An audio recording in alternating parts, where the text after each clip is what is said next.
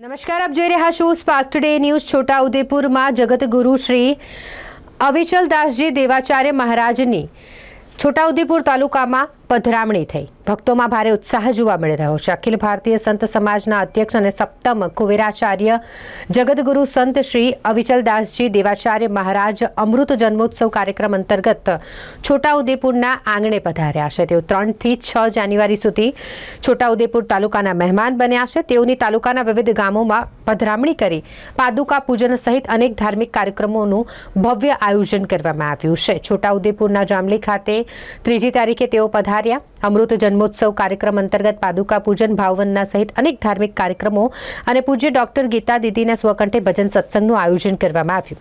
છોટાઉદેપુરની નજીક ખોસ ખાતે પરમ પૂજ્ય સંત શ્રી અવિચલદાસજી દેવાચાર્ય મહારાજ પધાર્યા। ભક્તોએ ખૂબ જ ઉત્સાહભેર સ્વાગત, સન્માન અને પાદુકા પૂજનનો કાર્યક્રમ કર્યો। સદર કાર્યક્રમમાં છોટાઉદેપુરના સાંસદ જસુભાઈ રાઠવા, ધારાસભ્ય રાજેન્દ્રસિંહ રાઠવા, પૂર્વ રેલ રાજ્યમંત્રી નારણભાઈ રાઠવા સહિત જિલ્લાના અનેક આગેવાનો સહિત પ્રજાજનો મોટી સંખ્યામાં ઉપસ્થિત રહ્યા।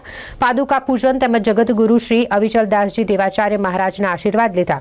પરમ પૂજ્ય સંત શ્રી અવિચલદાસજી મહારાજ તાલુકાના આવતીકાલે ભરકુંડા, અછાલા, માલુ, પાલસંડા, જિંજરવાની સહિત અનેક ગામોમાં પધરામણી કરી પાદુકા પૂજન, ભાવવંદના કરી આશીર્વચન પાઠવશે। જગતગુરુ ભાવવંદના અને પરમગુરુ પાદુકા પૂજન નિમિત્તે છોટાઉદેપુર તાલુકામાં આ વિસ્તારમાં આવવાનો અવસર ઊભો થયો છે।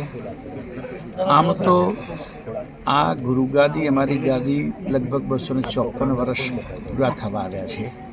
કરુણાસાગર મહારાજ છે એમના આદ્ય સ્થાપક, અને એ વખતે એમણે પોતાના એક શિષ્ય હંસદાસ નામના શિષ્યને આ વિસ્તારમાં બધા મનુષ્યોને આધ્યાત્મિક ઉપદેશ માટે મોકલેલા। હવે 200-250 વર્ષ પહેલાં આ વિસ્તારની શું સ્થિતિ હશે તો આપણે કલ્પના પણ ન કરી શકીએ। અને એવા સંજોગોમાં સંતોએ આવ્યા અને જેને આપણે કહેતા કે ભાઈ ઉપેક્ષિત સમાજ, ગિરિવાસી, વનવાસી, જેમની પાસે શિક્ષણ, સંસ્કાર કશું નહોતું, પણ આ સંતોના પુરુષાર્થથી આખો આદિવાસી પટ્ટી એટલે છેક પ્રાંતિજથી લઈને સોનગઢ સુધી આપણા રાજસ્થાન, મધ્યપ્રદેશ, મહારાષ્ટ્ર અને ગુજરાતની બોર્ડર પર જેટલો આદિવાસી વિસ્તાર છે એ દરેકમાં આ અમારા સંતો પ્રવાસ કરી અને એ વખતે 150 વર્ષ પહેલાં બધા ધર્મ સાથે જોડેલા।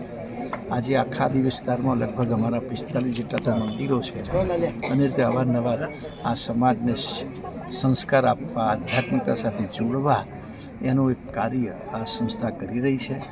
અને એના નિમિત્તે એના અંતર્ગત આ પાદુકા પૂજનનું આયોજન થયું છે અને આ આવવાનું થયું છે। કારણ કે અમે આપણા ભારતની જ્યારે વાત કરીએ ત્યારે ભારતને જોડનાર કોઈ તત્વ હતો ધર્મ છે, આધ્યાત્મિકતા છે।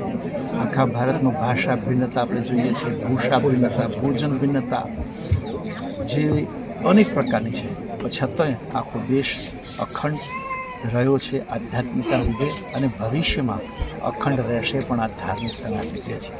એટલે એ મુદ્દાને લઈને અમે એક પ્રકારની આધ્યાત્મિકતાની સાથે સાથે રાષ્ટ્રની સેવા સાથે પણ આ જોડેલું છે।